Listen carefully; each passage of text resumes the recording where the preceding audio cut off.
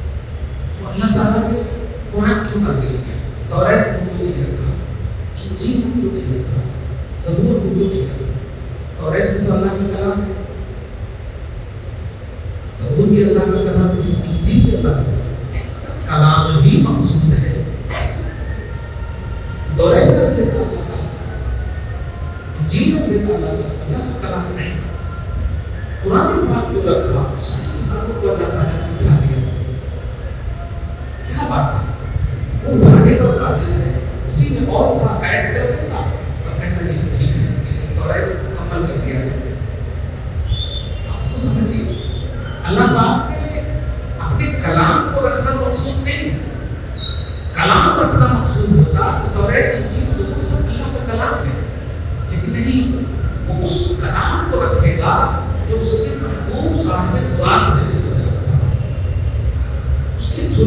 آتے ہیں۔ سورہ اعراف کی آیت نمبر 57 میں اللہ پاک فرماتا ہے کہ وَاتَّبَعُوا النُّورَ الَّذِي أُنزِلَ مَعَهُ، اس نور کی اتباع کرو، یعنی قرآن، اس قرآن کی اتباع کرو، اور اس قرآن کی اتباع کریں جن لوگوں نے اس قرآن کی اتباع کی، جس قرآن کو اے بہو آپ کے ساتھ نازل کیا گیا ہے۔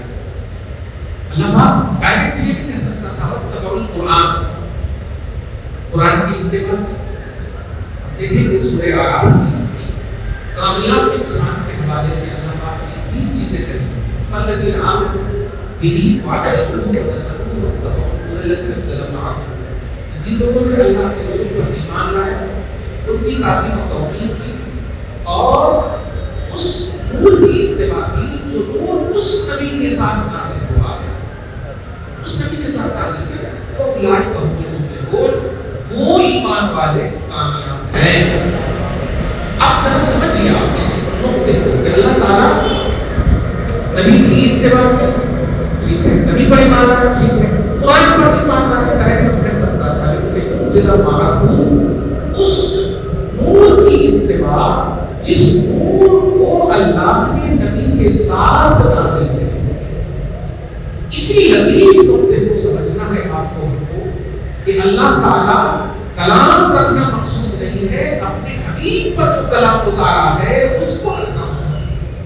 اس نسبت کے اسٹرانگنس کو سمجھیے، اس نسبت کی عظمت کو سمجھیے، اور اسی نسبت کی بنیاد پر اپنے کلام ازلی قدیم بشکل قرآن کو رکھنا چاہتا ہے، ورنہ اس کا ہر کلام ہے، چاہے وہ توریت ہو یا انجیل یا زبور، اس کا کلام ہے، ازلی ہے، قدیم ہے، غیر حادث ہے، لیکن کیوں نہیں رکھا؟